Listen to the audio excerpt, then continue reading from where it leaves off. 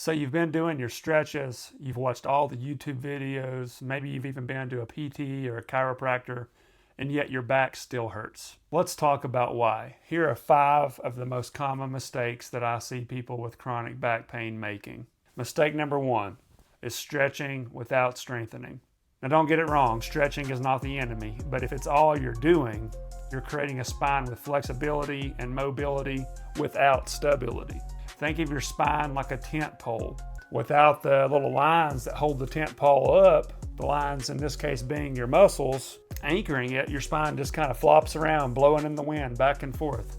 If you're constantly stretching your hamstrings, your back, your hips, but you're not building strength in your glutes, your core, your little spinal stabilizers, you're leaving your back unsupported. And then if it's unsupported, one little puff of wind comes by and it just blows you right down. Fix to this, start walking more. Add in some simple strength moves like a bird dog, a back extension, a glute bridge, that kind of thing. Let's not get too deep into the weeds yet. You don't need a gym, you just need consistency, although a gym does help. Now, I don't want to sound like I'm giving you too much of a sermon here, because I have made this mistake before. I developed back pain at a very young age. So trust me when I tell you, I didn't have all the information at the time, and I still don't have all the information. I'm still learning about it. But I've made the mistake of, my low back hurts, so I'm just going to stretch my hamstrings for every day, all day, And honestly, spending time in that rounded position, probably it's more harmful than it is good. And I'm kind of a hypermobile guy anyway, and that's a common problem with a lot of people with low back pain is they may not have the best muscle tone to begin with, because their abs are probably kind of weak. Their muscles that extend their spine are probably kind of weak on average. Everybody's different, but I'm just talking about your average bear with back pain. They probably have a little bit less muscle tone than someone who's not got any back pain. So chances are you probably need to work more on strengthening than you do stretching. Let's move on. Mistake number 2, resting too much. All right, here's the hard truth. If you're waiting to be 100% pain-free before you move, sometimes you'll be waiting forever. Chronic pain's not going to just fade away with bed rest. In fact, too much rest can make your body more sensitive to pain.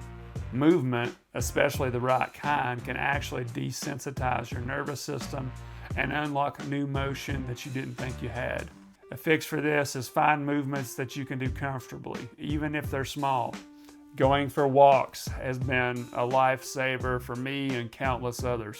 If you're in back pain and it's kind of significant at the moment, the first place I would typically recommend people starting is doing 1 to 3 short walks a day, gradually build them up to longer and longer walks. But walking's like anything else. Once your back starts kind of really bothering you as you're walking, you got to stop. I'm not a big push through pain guy. Then once you start, you've started. So you have a little foundation that you can slowly begin building and building and building. As you're climbing the stairs, if so to speak, you're getting more and more and more and more capable with your back. Start with a walking routine and just build the foundation like you're building a house. Mistake number 3, thinking in absolutes. For example, I only do the McGill Big 3. I only do a plank, a bird dog, and a modified curl up. That's it. I do nothing else. And I walk. It's not enough for a lot of people. I only follow knees over toes guy. I only do back extensions. Or I almost only do back extensions. That's not going to get it done, guys. It might if you're lucky. But if you're somebody with real issues in your back, that's not going to get it done. You've got to learn to think for yourself.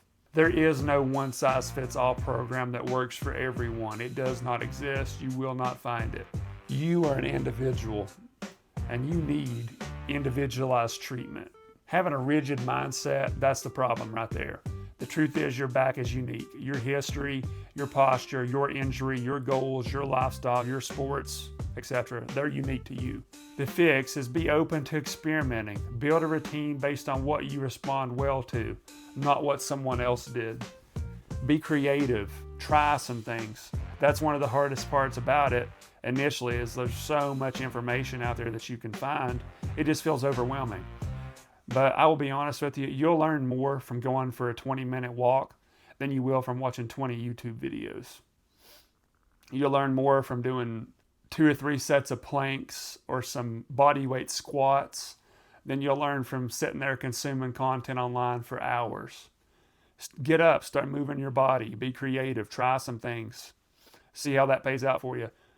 You'll learn a whole lot quicker what you respond well to and what you don't respond well to just by getting up off the couch and trying some exercises, folks. Mistake number 4 is ignoring your daily habits, not spending enough time analyzing your workstations or what you're doing on a daily basis. Back pain isn't just about workouts. It's about the stuff you do 10 hours a day, like slouching at your desk, bad lifting form at work, or always favoring one side. Most people don't realize their daily routine is what's causing 90% of their pain. The fix for this is audit your day. How are you sitting? How are you standing? Are you always twisted or leaning to one side? Small changes here often have massive payoffs. For example, in my own personal life, I don't have just a standing desk or just a sitting desk. I have both. I'm a therapist and I'm sitting there treating my patients. I don't want to develop severe back pain while I'm trying to help somebody else with their pain, So I believe in movement. So I'll sit and do my notes for a little while. Then I've got a little standing desk right beside of where I'm sitting, so I can just pick my laptop up, move it to the standing desk, and I just go up and down as I want to. Like, for example, if I sit too long, my back starts aching. So before it starts aching, I'll stand up, take a movement break, or I'll take a 5-minute short walk around the building and then come right back in between patients or something when I've got a little downtime. I'll walk before work. I'll walk over lunchtime. I'll walk after work. That kind of thing. Now, that's not going to be a catch-all. That example I just gave you, that's what I have to do for my unique circumstances. You might be somebody who just loves to sit. If that's the case, if you're not having pain, sitting for you you're going to tolerate that better than standing for long periods of time. I'm somebody who likes to stand for long periods of time. Now, although you could develop problems doing either one, your hips might start aching if you're standing all the time on really hard floors. You get the point. You got to be flexible. You got to find what works for you. And finally, mistake number 5. Believing the work ever stops. You don't get to beat back pain and then go back to doing nothing. That's not how bodies work. You're meant to move. The second you stop using your muscles, they shrink. You lose stability and your pain returns. Fix. Find a movement practice you enjoy and can stick with, and stick with it. Not for 30 days, but for life. Whether that's walking, lifting, yoga, bodyweight movement, just keep going. Preferably you do a little bit of everything. You dabble in a little bit of everything, depending on what your goals are, of course. But I've had all kinds of patients in my career that have been like, man, I just can't wait till all this is over. I just can't wait till I don't have to worry about this anymore. This, whatever injury this is. And I try to correct that mentality because it's not helpful. I wish that were the case, that you can exercise for 2 or 3 weeks, and then after that, you're just, you don't have to worry about anything. You're good to go. The reality of life, you're always going to have something you're struggling with. You're always going to have something you're working through. That's just being a human being. Life is not easy, and it's not very simple sometimes, although we do overcomplicate it. But that's a topic for another day. You're not ever going to reach a point in time where I would say, okay, you're good. You no longer have to exercise.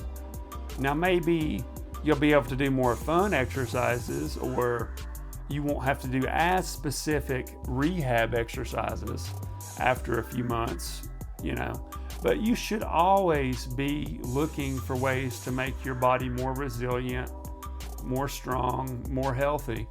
Think about it like you're investing in your future self. The exercise and work you put in on a weekly basis pays off as you go forward in life. You're more capable, you're more resilient, you're less prone to injury. Now, is that the only 5 problems that people make? No, but I would say it's 5 of the most common ones, and 5 of the ones that you have power to directly influence and control. Sometimes life just deals you a crap hand and you can't control everything. I get that. But these are 5 mistakes that you can actually do something about. Here's a closing thought and a call to action. If you're tired of guessing and you want a program tailored to you, your pain, your habits, your life, that's what I do here at Upper Extremity Engineers. I build custom rehab plans that you can follow at home. No clinic, no guesswork. You send me a video, you fill out my intake form, and I'll send you a custom exercise plan in the mail. I hope this video helped you. Truly, I do. Have a good day.